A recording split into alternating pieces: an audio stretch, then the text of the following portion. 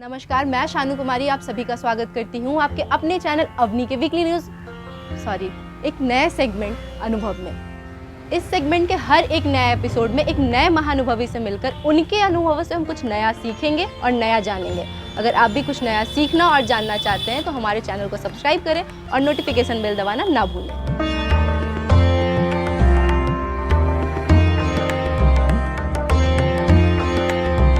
तो मैं अपने दर्शकों को बताना चाहूँगी कि पटना का जो शॉपिंग हब खेतान मार्केट है वो सर का ही है। जैसा कि सर ने अभी आप बताया कि कैसे शुरुआत हुई इन सारी चीज़ों की और कैसे अभी तक बिजनेस चल रहा है। आप क्या शुरू से ही बिजनेस में आना चाहते थे या आप भी कभी सरकारी नौकरी का सपना देखे थे? नहीं, हमने कभी सरकारी नौकरी के बारे में सोचा ही नहीं, चूँकि जब हम पैदा हुए, जब हमने होश संभाला, तभी से हमारे पिताजी बिजनेस में थे। वो तो हम लोग शुरू से हमारे दिमाग में वही था और कभी भी हमारे दिमाग में नौकरी की बात नहीं आई।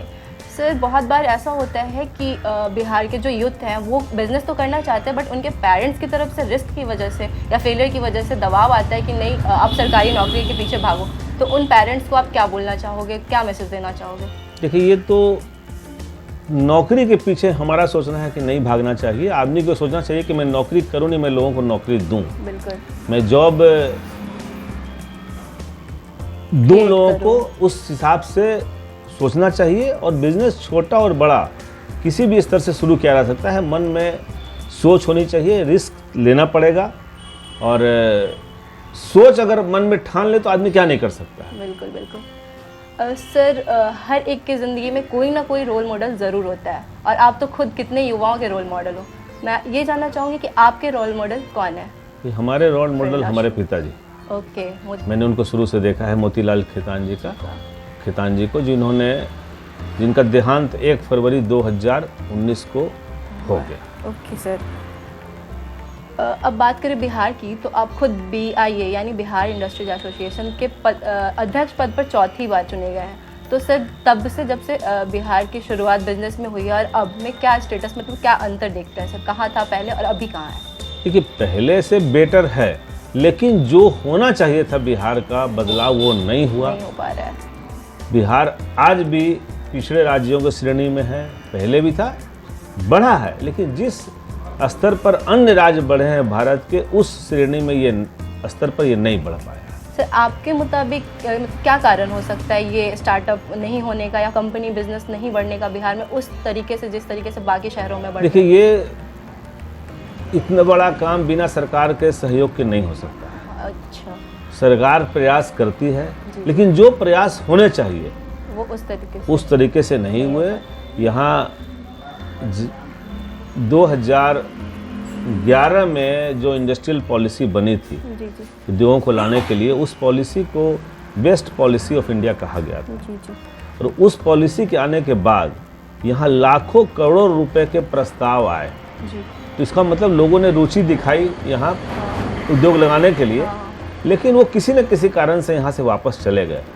हमको लगता है कभी सरकार ने ये जानने का प्रयास नहीं किया कि वो क्यों वापस चले गए। मतलब आपकी शिकायत सरकार से भी है? हाँ, उनके बारे में समझना चाहिए था कि उनको क्या कमी लगी कि वो चले गए। बिल्कुल बिल्कुल। सर, हम जानना चाहेंगे कि बिहार में अभी स्टार्टअप कल्चर काफ़ी तेज़ी से बढ़ रहा है और पहले भी होता था, लेकिन जितनी तेज़ी से बढ़ता था उतनी ही तेज़ी से बंद हो जाता है। इसके पीछे क्या कारण है? देखिए, सरकार ने स्कीम लाई और स्टार्टअप्स को लॉन्च किया गया, उसके लिए पॉलिसी बनाई गई, उसके लिए इंफ्रास्ट्रक्चर दिया गया। बिहार में सबसे पहला जो स्टार्टअप का इंक्यूबेशन सेंटर खुला था वो हमारे बिहार इंडस्ट्री एसोसिएशन में खुला था। आज हमारे यहाँ लगभग 100 स्टार्टअप्स हमारे यहाँ काम कर रहे हैं। लेकिन ये जो स्टार्टअप्स होते हैं, जो करते हैं, उनको गहराई से नहीं समझ में आता है कि हम क्या करें। वो समझते हैं कि हम कुछ भी कर देंगे तो वो स्टार्टअप है। तो सरकार उनको बढ़ावा देती है, लेकिन उनके स्टार्टअप में दम होना चाहिए। दम होगा तो आगे बढ़ोगे। आप ये जरूर सोचते हो कि ओला, उबर, गूगल ये सब स्टार्टअप है, एक टाइम ये स्टार्टअप था, आज कहाँ से कहाँ चले गए। तो इसी तरह से हजारों लाखों में कोई आगे बढ़ता है। तो स्टार्टअप्स की जो मतलब कुछ स्ट्रॉन्ग नहीं होता है जो बहुत आगे तक जा सके। सर, मैं आपसे जानना चाहूँगी कि एक बिजनेसमैन, सक्सेसफुल बिजनेसमैन की लाइफस्टाइल क्या होनी चाहिए? मतलब उनके अंदर क्या क्वालिटी होनी चाहिए, कैसे वो खुद को और अपने बिजनेस को ग्रोथ दिलवा सकते हैं? देखिए, जो वो काम, कोई भी काम आदमी करे उसको मन से करे, उसके प्रति लगन होनी चाहिए और रिस्क लेने का फैक्टर होना चाहिए और ये हरदम होना चाहिए कि कैसे मैं इसको सक्सेस करूं, गोल अचीव करना चाहिए और उसके लिए जो भी प्रयास हो वो करने चाहिए, फैमिली का भी सपोर्ट चाहिए। तो मेन है कि आप मन में ठान लोगे तो ऐसा कुछ नहीं, और समय का पाबंद होना चाहिए। जी जी बिल्कुल। मैं अपने दर्शकों को बता दूं कि सर सिर्फ एक सक्सेसफुल बिजनेसमैन ही नहीं, एक बहुत ही एक्टिव सोशल वर्कर भी हैं। वो उनको मैं हमेशा देखी हूँ कि अपने आसपास के समाज को हमेशा बढ़ावा देते हैं और हमेशा कोशिश करते हैं कि अपने समाज से, अपने बेस से जुड़े रहें। सर, मैं आपसे ये जानना चाहूँगी कि आपका बिज़नेस इतना आगे बढ़ा है तो उसका मतलब वैल्यू क्या, आपके लिए सिद्धांत क्या, किस पॉलिसी पे इतना आप अपने बिज़नेस को आगे लेकर आए हो? रेपुटेशन बनानी पड़ती है जी। समाज में और बाज़ार में आपके रेपुटेशन पर काम होता है। तो आप ईमानदारी, जो आप बोलो उसका वैल्यू रखना और सामने वाले की कद्र करना, बिल्कुल, तो ये सिद्धांत होगा तो आप आगे बढ़ोगे। जी जी जी। हाँ सर, मैं आपके इतनी लंबे सफ़र में, इतने लंबे जर्नी में, सबके जर्नी में कुछ ना कुछ कठिनाइयाँ ज़रूर आती हैं। तो सर, आपके जर्नी का वो पल, वो ऐसा कुछ किस्सा जो आपके लिए बहुत कठिनाइयों से भरा हो, आप बता सकते हैं? देखिए, मेरा 1987 में मेरा स्वास्थ्य बहुत ख़राब हो गया था। 1984 में मेरी शादी हुई। 1987 में मुझे पैंक्रेटाइटिस हो गया था। पैंक्रेटाइटिस आम ये है कि अमिताभ बच्चन को एक बार चोट लगा था पेट में। अच्छा। तो वो बहुत क्रिटिकल हो गए थे। तो उनके भी पैंक्रियाज में चोट लगा था। तो मेरे पैंक्रियाज में स्टोन हो गया था, जिससे मैं 87 से लेकर 99 तक करीब करीब मैं बेड ही पर रहा। और इस पूरे समय में मेरी पत्नी ने मेरा जो एक्सट्रीम देखभाल हो सकता है उसने किया, और उसी का ये देन है कि मैं पूरी तरह से ठीक हुआ। सर, तो आप इतने लंबे समय तक गैप लिए, ब्रेक लिए, तो आपको कभी ये नहीं लगा कि शायद हम वापस उतने ऊंचाई तक उस तरीके से ना बढ़ पाएंगे, या फिर कोई डर मन में वैसा कुछ ख्याल नहीं आया? देखिए, जो सामने परिस्थिति होती है आदमी को उसी में चलना चाहिए। जी। तो सबसे पहले जान है तो फिर जहान है, बिल्कुल। तो हेल्थ इज वेल्थ। सर, एक बहुत ज़रूरी क्वेश्चन है कि बिहार के कंपेयर में दूसरे शहरों में FDI यानी फॉरेन डायरेक्ट इन्वेस्टमेंट ज़्यादा आता है, बिहार में कम, ऐसा क्यों आपके मुताबिक सर? देखिए, बिहार क्या है कि पूरे देश का 10% आबादी यहाँ रहती है। जी जी। तो बिहार में सब कुछ चाहिए, तो ये कंज्यूमिंग स्टेट है। यहाँ मैन्युफैक्चरिंग जो होनी चाहिए थी वो नहीं हुआ। तो जो भी सामान आएगा यहाँ आएगा, बिकेगा। और फिर FDI की जहाँ तक बात है, तो वही जो दूसरे धंधों में है कि वो यहाँ नहीं आए, FDI भी नहीं आया। उसमें सरकार का बहुत बड़ा रोल है। सरकार वेलकम करे उनको, उनकी दिक्कतों को समझे, कुछ उनके लिए इंसेंटिव अनाउंस करे। तो ऐसा नहीं है कि बिहार अग्रणी श्रेणी में नहीं आ सकता है, लेकिन सोच की कमी है। जी जी।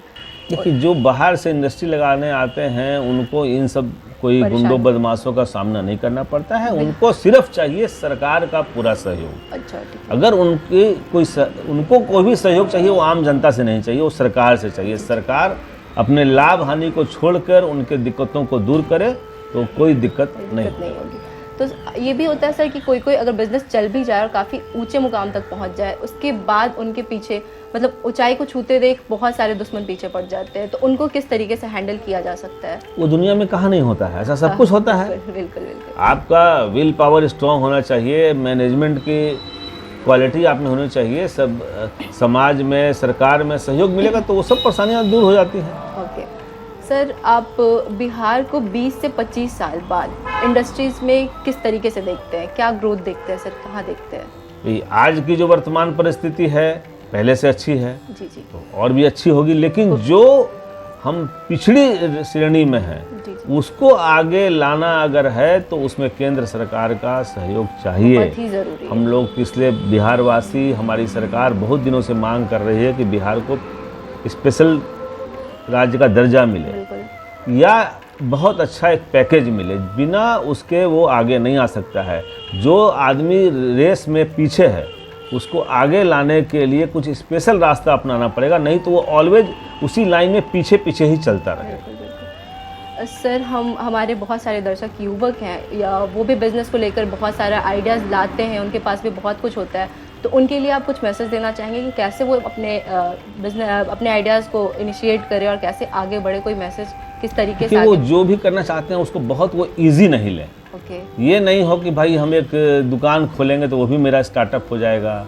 दुनिया चल ही रही है ना, दुनिया चलती रहेगी। तो आप ये सोचो, कुछ नए चीज़ सोचो कि जो आगे लॉन्ग टर्म तक सरवाइव कर।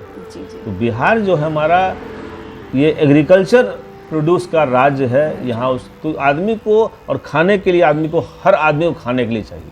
तो आदमी फूड से संबंधित कोई भी काम करेगा तो वो किसी भी ऊंचे से ऊंचे ऊंचाई तक पहुंच सकता है। सर ने एक बहुत ज़रूरी बात बताया है कि आप फूड से संबंधित आप काम करोगे और बहुत मेहनत और लगन के साथ काम करोगे तो आप काफ़ी आगे जाओगे। Thank you so much sir, आप अपना कीमती समय दिए, धन्यवाद।